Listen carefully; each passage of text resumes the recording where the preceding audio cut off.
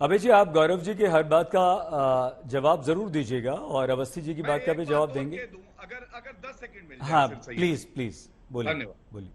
देखिए, किस तरह से बिना होमवर्क किए आके आपके चैनल पे गलत तथ्य रखते हैं, इसीलिए इनका विश्वास जो है जनता नहीं करती है। बेरोजगारी की बात हुई, बेरोजगारी की बात करी ना सपा के प्रवक्ता ने। तेलंगाना में सीएमआई का लेटेस्ट डेटा खोल के देखिएगा, 10% है बेरोजगारी। राजस्थान में 30% है, गुजरात में 3% है और उत्तर प्रदेश में 2.8% है। ये फर्क है। ठीक लेकिन हम तथ्यों पे बात करते हैं और ये अनर्गल आरोप लगाते हैं बिना तथ्यों पे। ठीक है। ठीक है धन्यवाद। तिवारी जी, आप नोट कर लीजिएगा। हाँ, अभय जी आपके पास आ रहे हैं। तिवारी जी, आप नोट कर लीजिएगा। आपके आपके डेटा को गौरव भाटिया जी ने गलत बताया है यहाँ पे। अभय जी आप सबकी बातों का जवाब जरूर दीजिएगा, लेकिन उससे पहले हम हमेशा आपसे एक प्रश्न जरूर पूछते हैं, किसी भी डिबेट में आप हमारे साथ होते हैं। आपकी बातों पर देश की जनता को विश्वास क्यों नहीं होता है?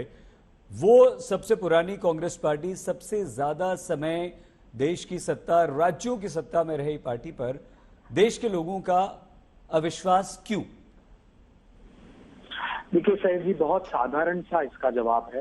ये एक सैद्धांतिक लड़ाई है जिस पर कांग्रेस पार्टी कभी भी समझौता नहीं कर सकती।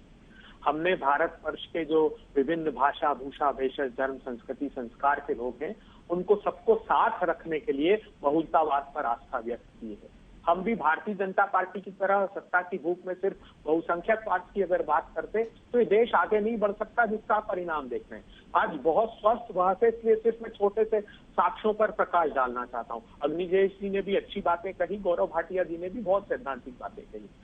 मैं विदेशों की बात नहीं कर रहा अवस्थी जी, मैं तो आरबीआई की मिंट स्ट्रीट मेमो पढ़िए। उसने कहा कि भारत सरकार के गलत नोटबंदी और जीएसटी के निर्णय से 6.11 करोड़ जो एमएसएमई हैं, जिसका 48% मैन्युफैक्चरिंग आउटपुट है, जिसका 45% एक्सपोर्ट में कंट्रीब्यूशन है, वो तबाह हो गया। 60 लाख एमएसएमई परमानेंट बंद हो गए।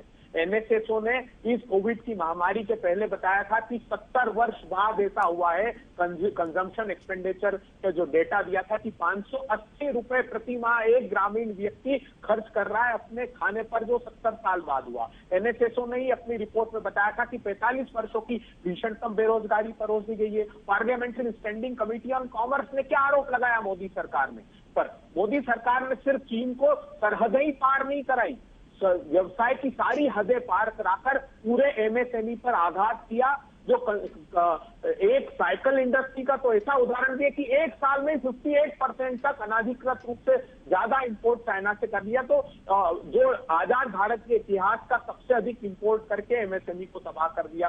पार्लियामेंट्री स्टैंडिंग कमेटी ने यह भी आरोप लगाया मोदी सरकार पर कि जो इमरजेंसी क्रेडिट लाइन इन्होंने स्टार्ट की थी कोविड महामारी के लिए छोटे उद्योगों को पोषित करने के लिए, वो सिर्फ लोन की योजना थी, उसमें से भी सिर्फ 50% इन्होंने कंट्रीब्यूट किया। ये जो बात कर रहे हैं centre for monitoring Indian economy की अभी की रिपोर्ट पढ़ लीजिए, जनवरी से अप्रैल तक की।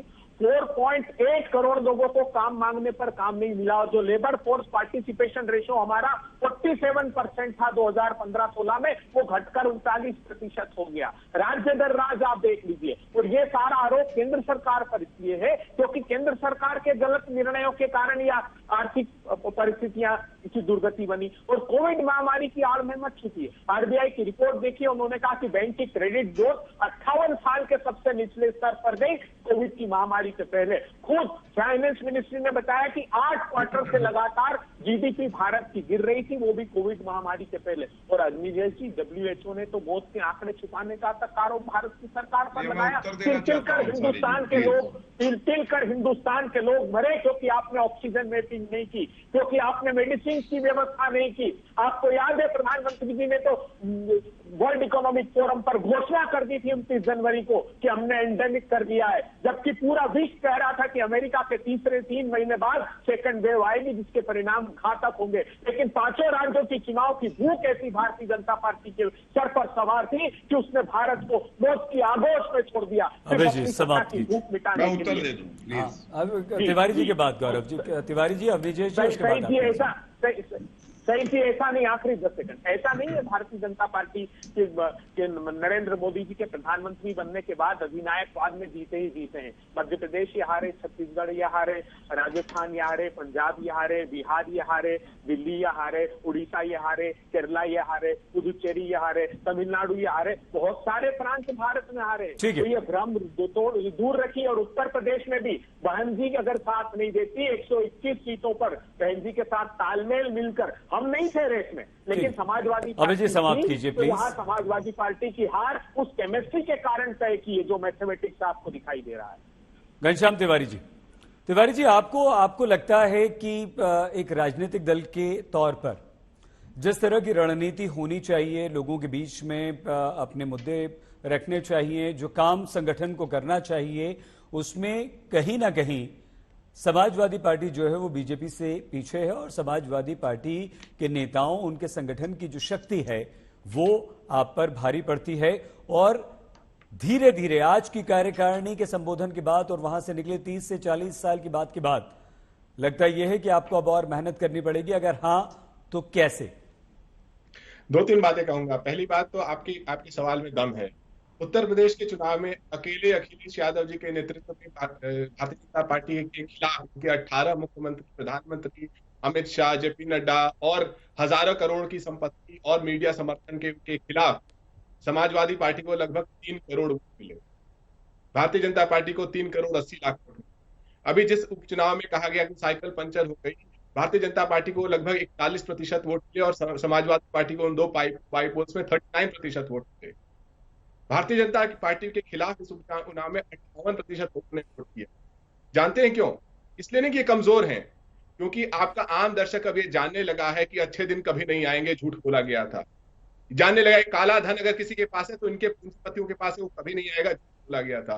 वो जानने लगा है, जैसे गौरव भाटिया यहाँ पर कह रहे हैं कि मैं तैयारी करके नहीं आया। मैंने कहा आरबीआई की हैंडबुक 2021 डाउनलोड कीजिए, एक आंकड़ा बताइए जहां पे उत्तर प्रदेश तेलंगाना से अच्छा है। आप नहीं बता सकते, छोड़िए उस चीज को।